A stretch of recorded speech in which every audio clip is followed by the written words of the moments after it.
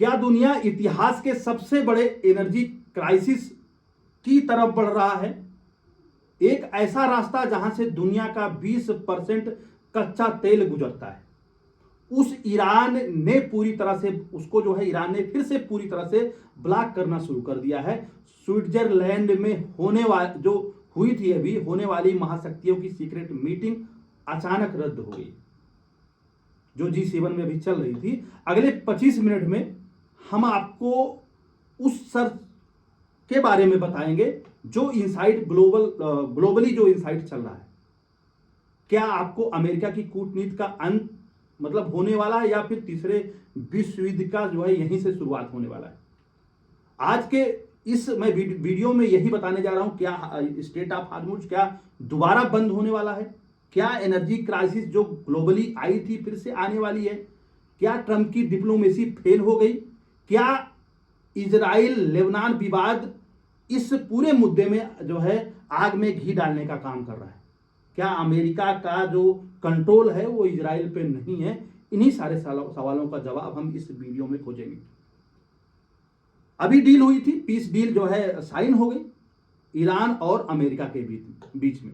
America और Iran के बीच में महीनों की सीक्रेट बातचीत के बाद, ऐसा कोई एक दिन में नहीं हुआ, बहुत दिन से चल रहा था, महीनों की सीक्रेट जो है बातचीत के बाद MOU साइन हुआ है। स्विट्जरलैंड में अंतिम बातचीत होनी थी साइन होने के बाद, लेकिन JD वेंस और ईरानी अधिकारियों ने अपनी ट्रिप कैंसिल कर दी और विश्वासघात का आरोप लगाया है। ईरान के खातम अल अंबिया सेंट्रल हेडक्वार्टर जो टॉप मिलिट्री कमांड ने बयान जारी किया है कि अमेरिका और इजराइल के बीच स्ट्रेट ऑफ हार्मुज में विश्वासघात हुआ है। सीज फायर की अगर बात करूं तो कागज पर ही सीज फायर हुआ है, लेकिन जमीनी हकीकत यह है कि इजराइल लगातार दक्षिणी लेबनान पर हिजबुल्लाह के ठिकानों को निशाना बना रहा है, निस्तानाबूद कर रहा है। अब भैया स्ट्रेट ऑफ हार्मुज जो दुनिया का सबसे संवेदनशील नस बना हुआ है, इसका जो भौगोलिक महत्व है भाई, या फारस की खाड़ी और ओमान की खाड़ी को जोड़ने वाला एक सकरा समुद्री रास्ता है, ओमान और ईरान के बीच स्थित है। या ऐसा जो है चोक पॉइंट है, जो सकरा रास्ता है जहाजों के आने जाने के रास्ते के लिए जो है ये सीमित है।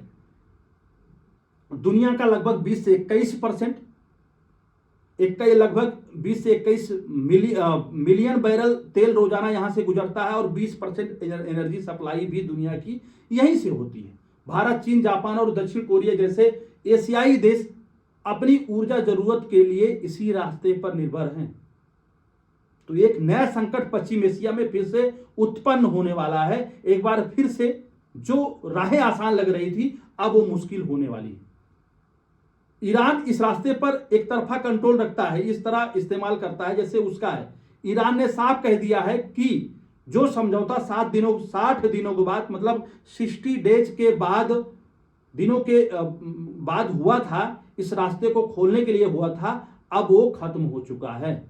मतलब काफी जद्दोजहद के बाद 2 महीने के बाद जो समझौता हुआ है वो अब खत्म हो चुका है। दोनों पक्षों के अपने अलग अलग दावे हैं भाई। इजरायली सेना का कहना है कि हिजबुल्लाह ने उनकी चौकियों पर 50 से ज्यादा रॉकेट दागे हैं। उसके जवाब में जो है इजराइल को जो है एयर स्ट्राइक करनी पड़ी हिजबुल्लाह के ऊपर। अब ईरान की शर्त की बात करूं तो अब ईरान इस जिद पर अड़ा है कि जब तक लेबनान को इस शांति समझौते का हिस्सा नहीं बनाया जाता है और इजराइल अपने हमले पूरी तरह से कंप्लीटली जो है सीज फायर नहीं करता है, पूरी तरह से बंद नहीं करता है, तब तक यह बातचीत नहीं होगी। जो पीस डील हो रही थी, जो MOU साइन हुआ था, वो सिर्फ पेपर में था और जो है सारा कुछ सुन बेटा सन्नाटा हो गया। IRGC का जो गेम प्लान है, ईरान की इस्लामिक रिवोल्यूशनरी गार्ड फोर्स के आर्थिक और राजनीतिक हित इस बुरे क्षेत्र से जुड़े हैं। इस स्थिति का जो इस्तेमाल अपनी ताकत और साम्राज्य को दोबारा मजबूत करने के लिए करता है। बिल्कुल IRGC इसको जो है वेपन बना के रखा है जो है स्ट्रेट ऑफ हार्मुज को। अब अगर अमेरिका की बात करूं, अमेरिका विदेश नीति बिल्कुल विफल रही है। डोनाल्ड ट्रंप प्रशासन इस बात को लेकर के बेहद उतावला था कि ईरान के साथ एक ऐतिहासिक डील हो जाए ताकि अपनी कूटनीतिक जो है जीत का ढिंढोरा पीट सके पूरी दुनिया में। नहीं हो पाई। इजराइल से बिगड़ते रिश्ते सबसे बड़ी नाकामी यही है, सबसे बड़ी नाकामी यही रही है कि अमेरिका अपने सबसे पक्के दोस्त इजराइल के प्रधानमंत्री बेंजामिन नेतन्याहू को एक मंच पर लाने में विफल रही है। नेतन्याहू अमेरिका के दबाव में आने के लिए बिल्कुल तैयार नहीं है। जैसे रूस और यूक्रेन युद्ध को 3 दिन में रुकवाने का दावा कागजों तक ही सीमित रहा ना भाई, उसी तरह ईरान के मामले में ट्रंप की डिप्लोमेसी की दुनिया भर में किरकिरी हो रही है और दुनिया भर में फ्लॉप दिखाई पड़ रहा है कि भैया पहले कह रहे थे 3 दिन में जो है पीएम बनूंगा, मैं राष्ट्रपति बनूंगा यूएस का, मैं 3 दिन में यूक्रेन युद्ध बंद करवा दूंगा। कुछ नहीं हो पाया। और यहां पर भी बिल्कुल इनके जो है डिप्लोमेसी की, ट्रंप की डिप्लोमेसी की किरकिरी हो रही है। अब जो है महंगाई का नया दौर यहां से शुरू हो सकता है। हार्मुज बंद होने का सीधा मतलब यह है कि कच्चे तेलों पर मजीद जो है बढ़ोतरी देखने को मिलेगी। भारत पर भाई इसका प्रभाव बहुत ज्यादा पड़ेगा, क्योंकि हम अपना पेट्रोलियम के लिए हम जो है 80% हमारी निर्भरता जो है आयातित रहती है, मतलब इंपोर्ट पर निर्भर रहते हैं। हम 80% ज्यादा तेल जो है पेट्रोलियम हम इंपोर्ट करते हैं। अगर तेल महंगा हुआ तो भारत में माल भाड़ा बढ़ेगा, जिससे पेट्रोल डीजल के साथ साथ रोजमर्रा की चीजें, सब्जियां, राशन, ट्रांसपोर्टेशन सब कुछ महंगा होगा भाई। सब कुछ ट्रांसपोर्ट होके आता है। शेयर बाजार की हालत भी खराब होगी। अगर शेयर बाजार की बात करूं, इस भू राजनीतिक तनाव जो जियोपॉलिटिकल इंसेंसिटिविटी चल रही है, इससे वैश्विक शेयर बाजारों में गिरावट आ सकती है और निवेशक सुरक्षित ठिकानों की तरफ मूवमेंट कर सकते हैं, पैसा निकाल सकते हैं, और इस तरह से शेयर बाजार भी हर देश का गिर सकता है। खास करके भारत को चिंता का विषय होना चाहिए। निष्कर्ष यही है भाई, आगे क्या होगा कोई नहीं जानता है। क्या अमेरिका इजराइल को मनाने में कामयाब होगा? अब तो सबसे बड़ी बात यही भैया, अब इजराइल को भी ले आओ यार।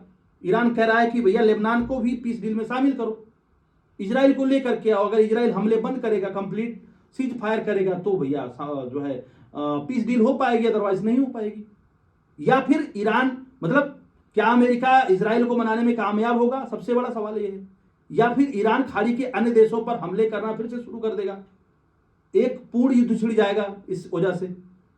इसमें, इस पूरे मामले में अगर बात करूं तो इस पूरे संकट पर आप लोग क्या कहना चाहते हैं?